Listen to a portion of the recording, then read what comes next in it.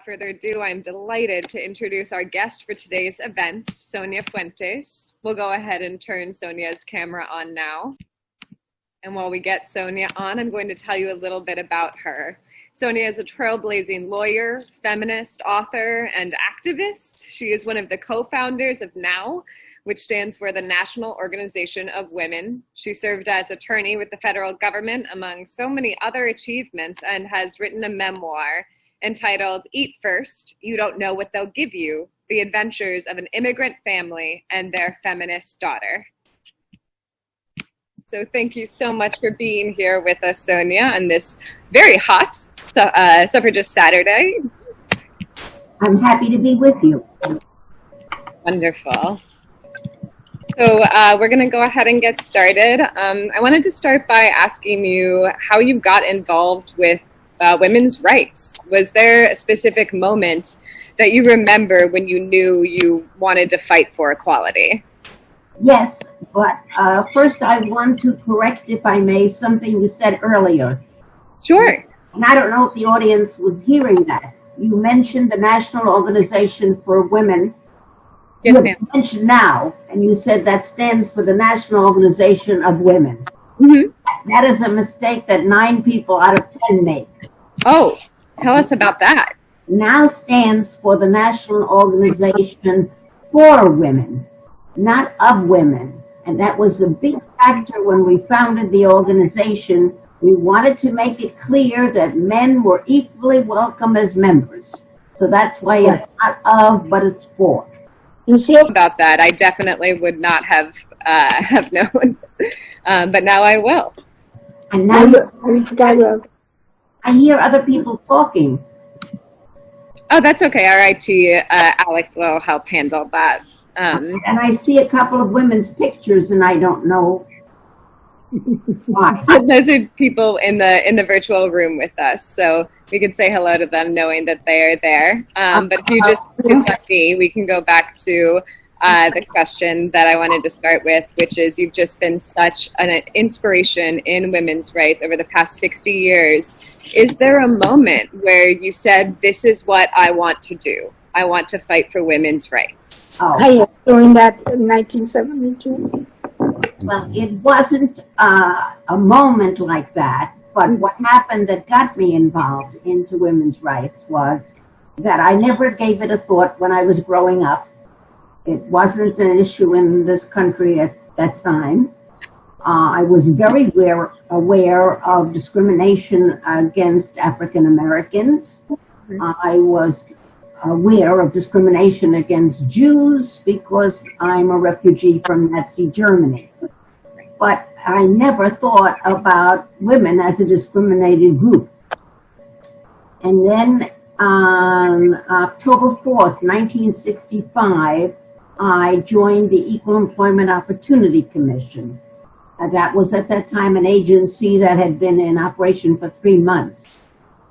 And its mission was to handle complaints of employment discrimination based on race, religion, sex, and national origin by employers, employment agencies, and labor unions. And so I began to work there. It's a long story, but that agency was created in response to the movement for civil rights. Basically, to do something about discrimination against blacks in this country. And there were about 100 people working there when I started, and most of them were there to do something about discrimination against blacks. But towards the end of the debate about the legislation, a congressman from Virginia who was opposed to the bill proposed that it also contained, his name was Howard Smith, he proposed that it also contain a prohibition against gender discrimination. Wow, okay. His motives for that are unclear, and I could give a little talk about that. But the bottom line is, the bill passed with a prohibition against sex discrimination in it. Okay. So this was a surprise to everyone. And what year was that when the bill passed? It was passed in 1964, but it became effective on July 2nd, 1965. Okay.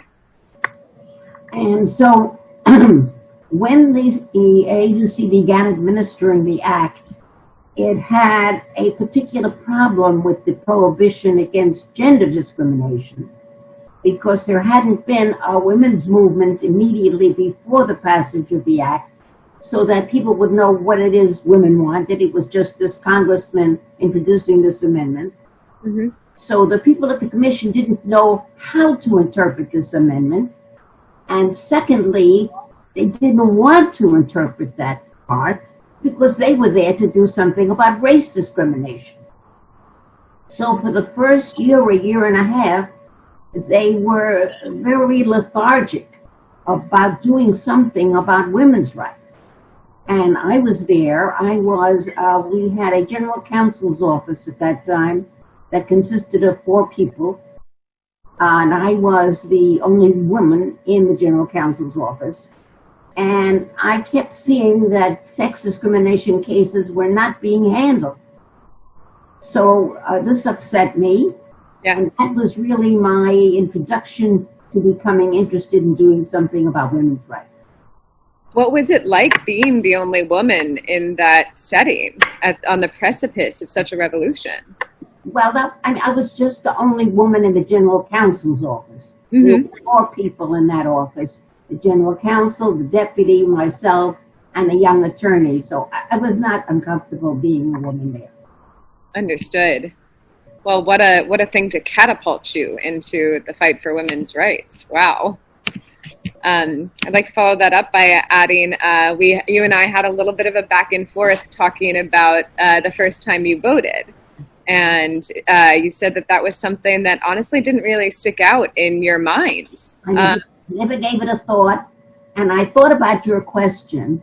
And the reason was, yes, when I went to school, and sadly even to this day, I remember learning about the suffrage movement, but very little. We heard the names that everybody hears: Susan B. Anthony, Lucretia Mott, Katie Stanton, and you heard those names and that they were involved in suffrage, but you didn't learn anything about it, really.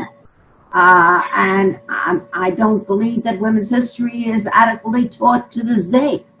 Right. So that voting was, I didn't know enough about the struggle for women's rights that voting meant something special to me. And I am sort of embarrassed to say that I am absolutely in the same boat. I don't think that I remember very much of any extensive education on the suffragist movement. And it wasn't until I started working with Florida Studio Theater and Kate Alexander on this project that I learned so much about the suffragist movement. So was there sort of transitioning out of that question, is there a moment that you do remember where you said, oh, voting was not always this easy? I don't think I ever said that. But I get angry when somebody says to me they don't bother voting. And it's a woman who says that. I get particularly angry because the struggle for women's rights took 72 years. And the women died, and they were beaten, and they were marching, and they were force-fed, and unbelievable what they went through for 72 years. And then when I hear a woman say she's not going to bother to vote, it just drives me bananas. Right. And, we'll get to this later on in this conversation, but also the fact that we're still fighting in a lot of ways. Well, we're still fighting, but we're not fighting for the vote. Right. So going to that time period, 64 and 65, you have been involved since then, and you testified actually in Congress in favor of the passage of the Equal Pay Bill on behalf of the ACLU, which is absolutely amazing. And I was wondering if you could tell us a little bit about that. That's one of my favorite stories, and thanks for asking me. I had just come to work for the National Labor Relations Board in Washington, D.C., and that would have been in 1959. Okay. And I was talking to a fellow lawyer at the NLRB, and I saw something on his desk from the ACLU, and I asked him what that was. His name was Leo Weiss, and he said to me that that's from the ACLU, and that he does volunteer work for them. And he said to me, maybe you would want to do volunteer work, and it sounded interesting to me. So I called up the director, a guy named Larry Spicer, and I said Leo Weiss had suggested maybe I could do volunteer work for them. And he said yes, and the first assignment he gave me was that he said that he was going to testify in Congress in favor of the Equal Pay Bill. Mm-hmm. And would I draft a statement for him? So I said, sure. It surprises me now when I think about it because I knew absolutely nothing about the Equal Pay Bill at the time. But of course, that didn't stop me. So I sat down and wrote a statement for him. Mm-hmm. And he must have seen that I got involved in it because before I knew it, he asked me to deliver it rather than himself.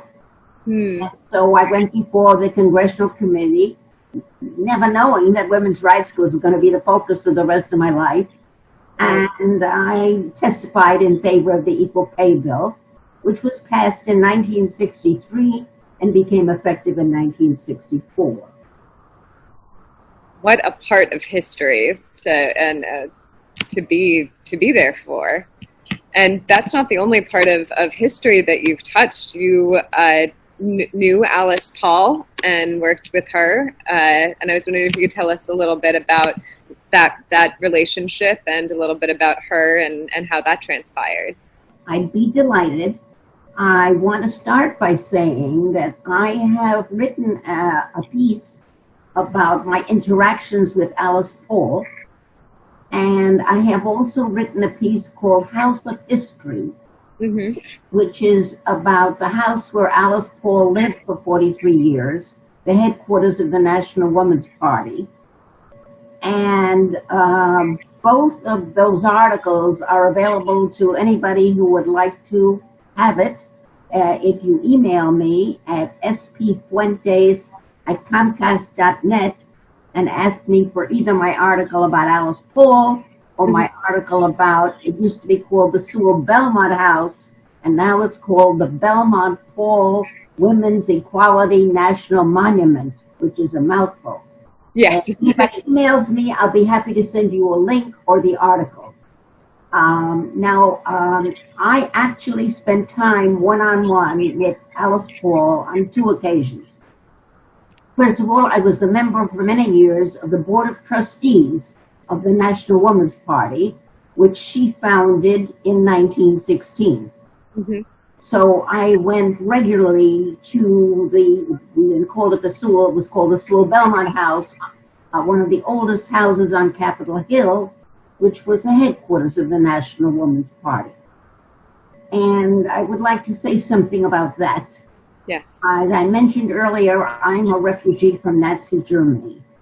Yes. And I never went to that house, the Sewell Belmont House, without being awestruck that here I was a refugee from Nazi Germany and I was in this historic American house.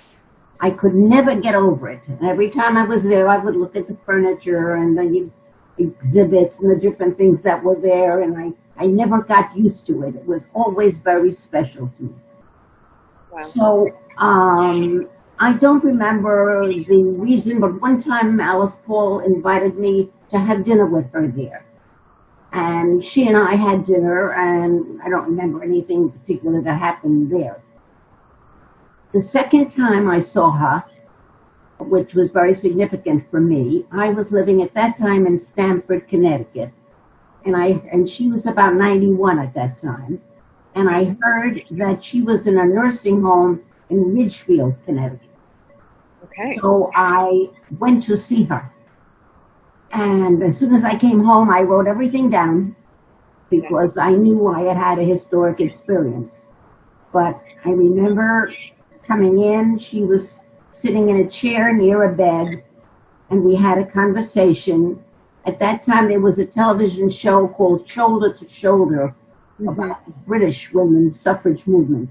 And we talked about that because she had worked in England with Emmeline Pankhurst and the British suffragists. And we talked about different things, and she said she felt guilty. And I asked her why she felt guilty. And she said she felt guilty because now, she was 91 at the time, and she said she wasn't doing anything for women.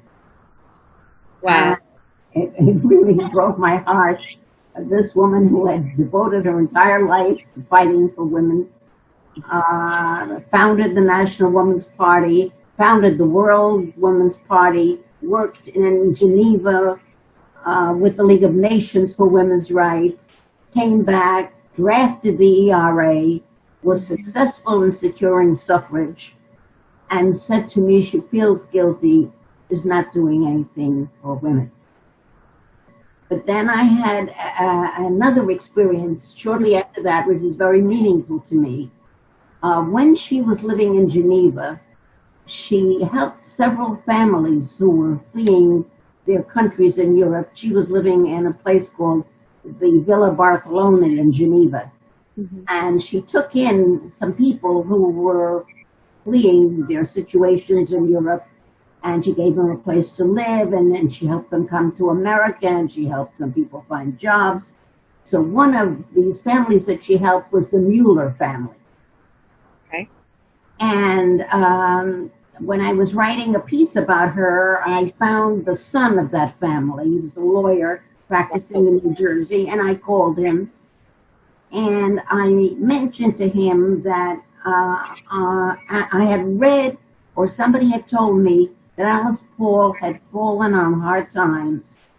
And she was in the New York or New Jersey area, but she wasn't financially well off. And I just mentioned that to this Mueller attorney. And after that, he happened to be in an elevator and ran into a judge that he knew. And that judge had some connections, and he arranged for Alice Paul to be moved to another senior residence, which coincidentally had been started by members of her family, but a much better place. Wow. And that's where she ended her last years. To be 91 and to still be thinking, what else can I do, and feeling bad that you can't do more, that's an inspiration. And what an amazing story that you were able to connect with her in that way in those later years. You mentioned, we've mentioned Alice Paul and Emmeline Pankhurst, and I'm just curious, are there any other suffragists who really stand out to you as inspirations for you in all of your research? They were all inspirations. All of them, yes. Because when I realized what they went through, force feeding sounds the worst to me.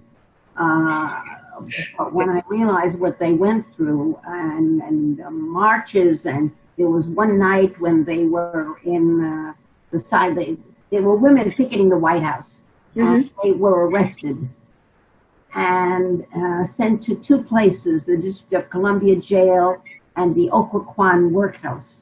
Yes. And one night, the head of the Occoquan Workhouse decided to make it a night of terror.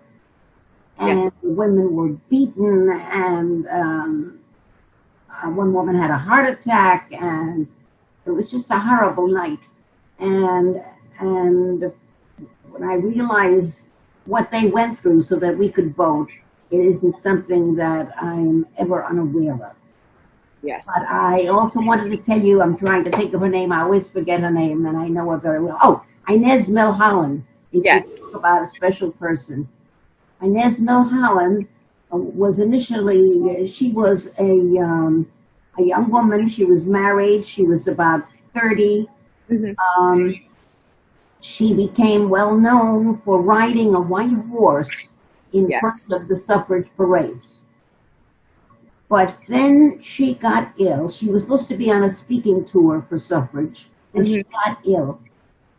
and everybody told her not to deliver a certain speech that she was going to deliver for suffrage, and Yeah. she did not listen. She left her sick bed, got up and delivered the speech, and then shortly thereafter collapsed and died.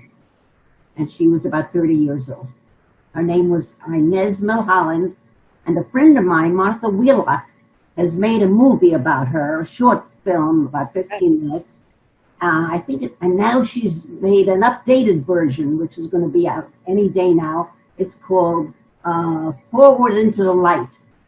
And I love that you brought that up, because Inez Milholland's speech that she gave, that was 1916, it was called Women of the West, and Carolyn Michael, who's one of the extraordinary actresses who's part of the Suffragist project at Florida Studio Theater, performs that speech. And if you're able to tune in to the August 20th celebration, you'll get to hear those incredibly stirring words from Inez as performed by Carolyn. I'm planning to tune in. And I mean, the definition of perseverance, to leave your sickbed and to go and speak these words that you know have to be spoken, something that we can all absolutely learn from. I wanted to continue on because I'm very excited to ask you this question, which is that in your memoir, Eat First, You Don't Know What They'll Give You, The Adventures of an Immigrant Family and Their Feminist Daughter, you say that you have felt since the age of 10 that your life has been saved because there was something significant you were supposed to do. Can you tell us about that? Yes, I'd love to. I was born in Berlin, Germany. And my mother and father had a son, my brother, when they were married about a year. And then they didn't have any other children for about 14 years. My mother had 7 abortions.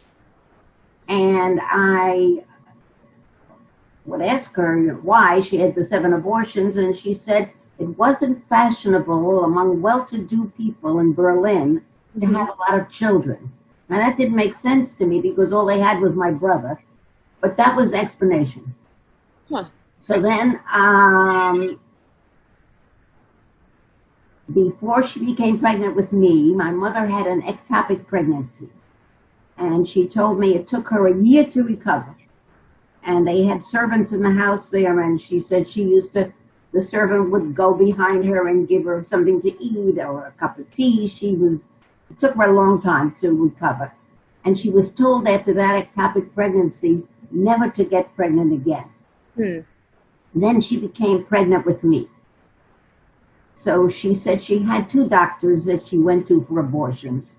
So when she became pregnant with me, she went to the first doctor for the abortion. But he was having an affair with a ballerina, and he took that ballerina to the Swiss Alps for the weekend. So he was not there to perform an abortion on my mother.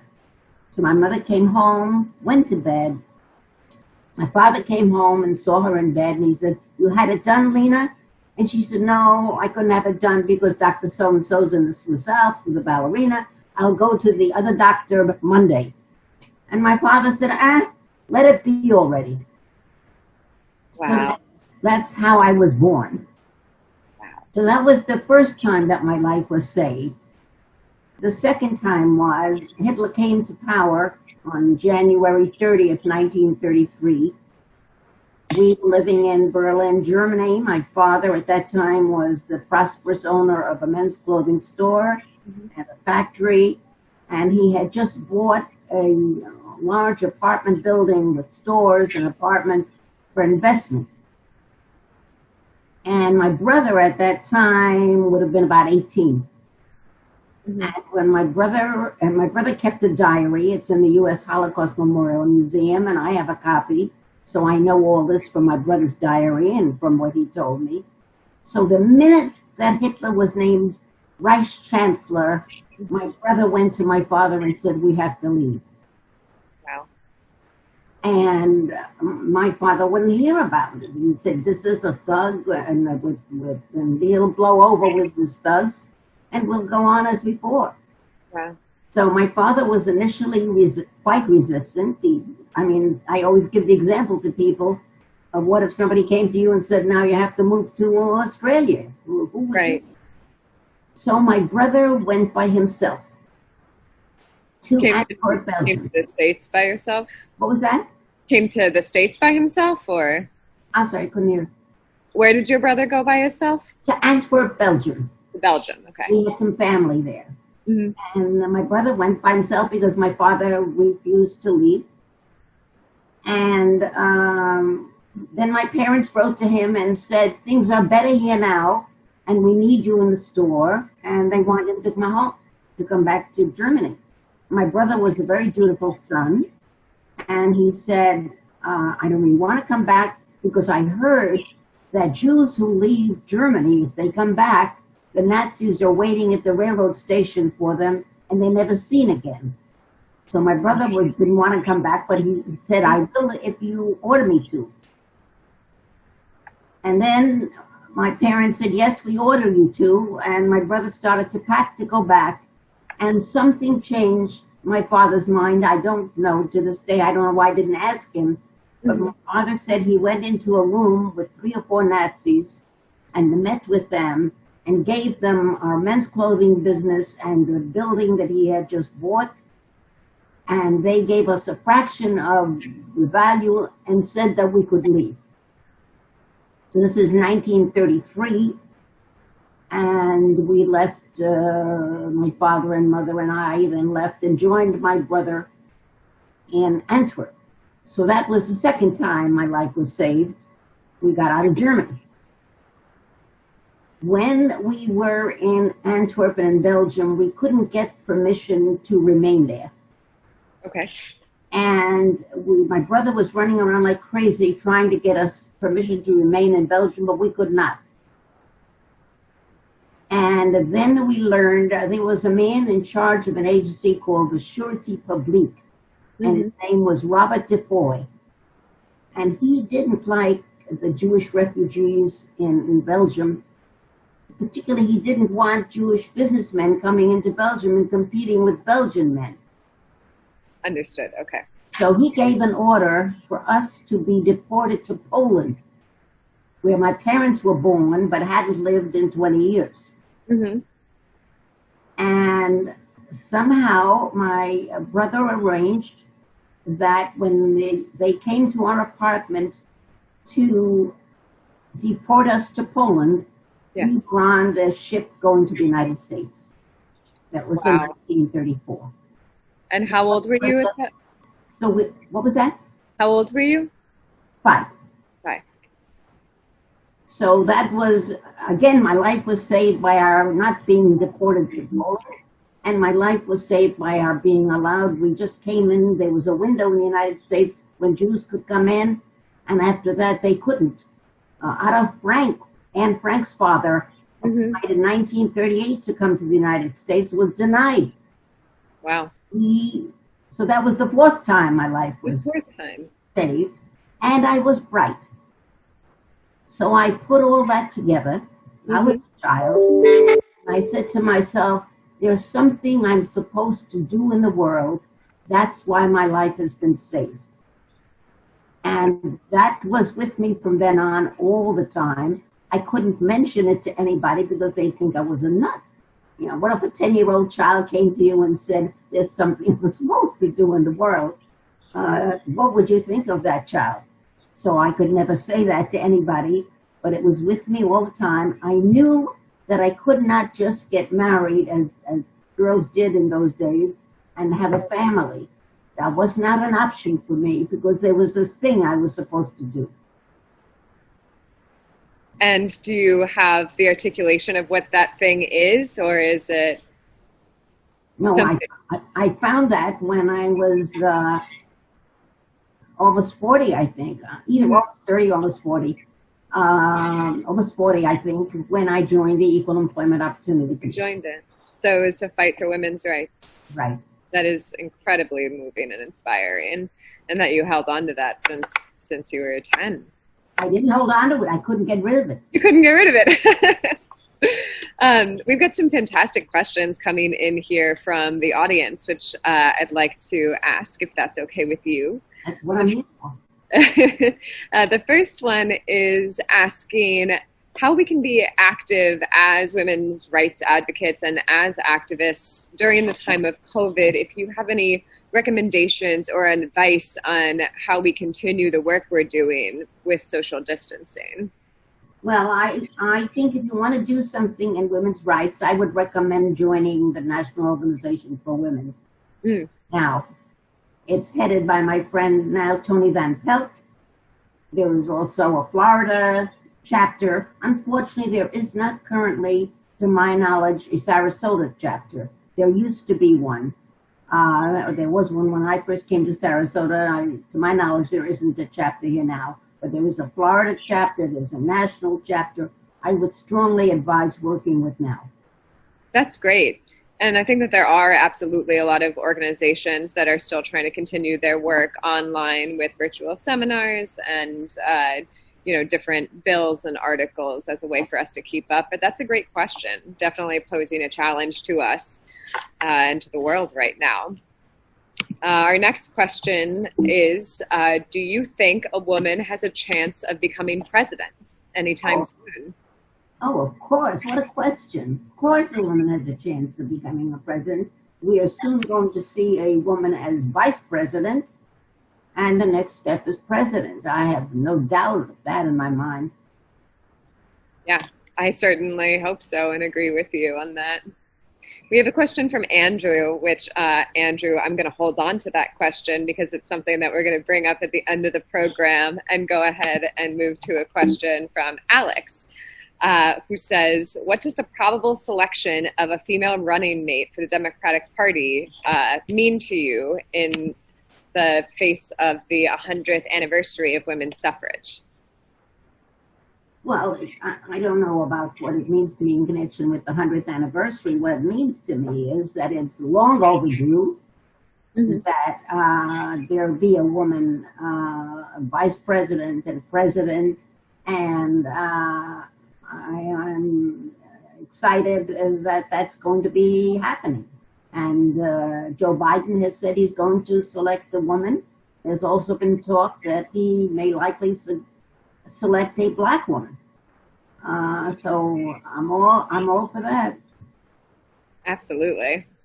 I'm going to riff off of that question a little, going back to what we were talking about how I didn't really feel like I got much of an education on the suffragist movement, and it wasn't until I had the privilege of coming to Florida Studio Theater that I really found out about it. What if there's one thing that myself and the younger generation could take away from learning about the suffragist movement, what do you think that would be? Oh, that wasn't one that we had talked about.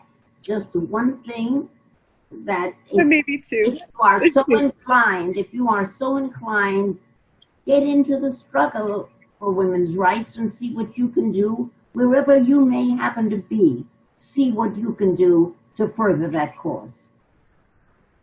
Yes, absolutely. Thank you.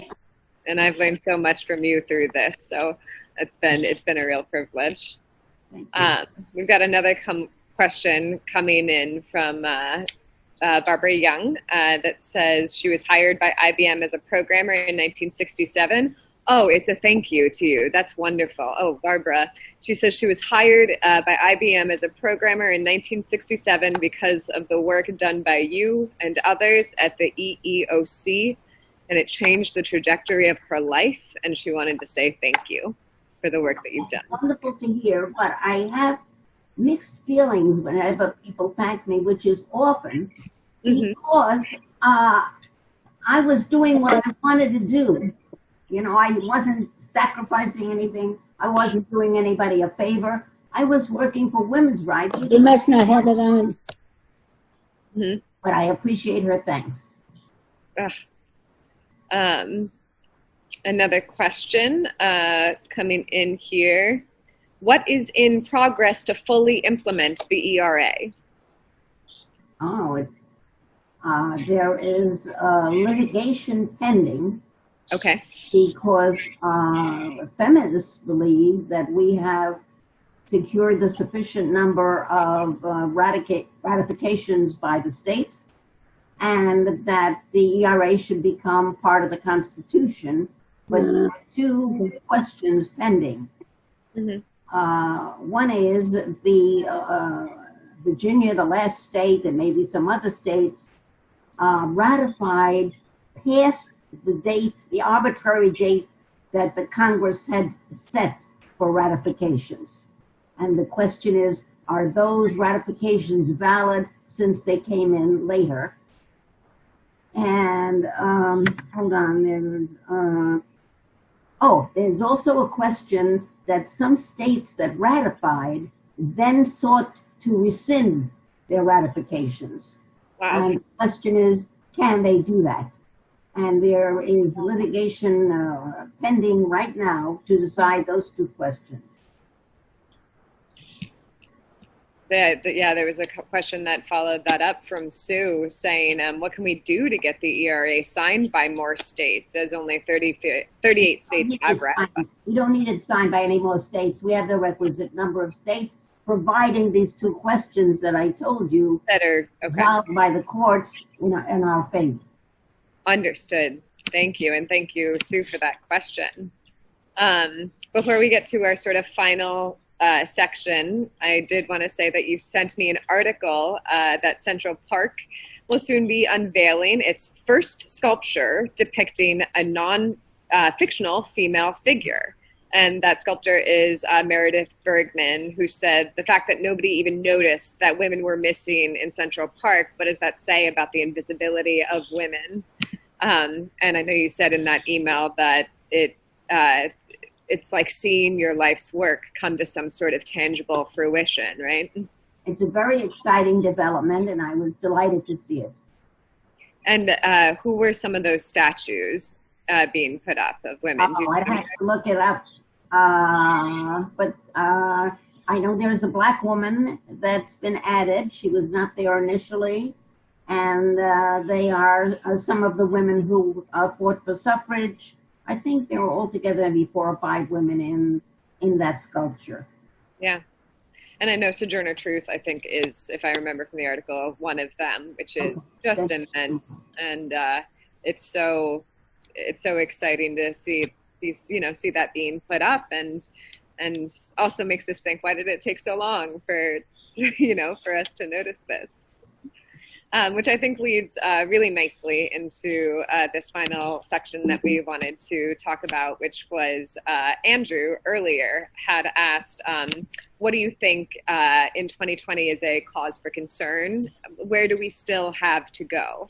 And you had picked out some issues that are still going on globally, of which, of course, we know there are innumerable, which are so devastating. But would you be willing to share those with us now? Absolutely, especially since we both prepared for me to do that. Great.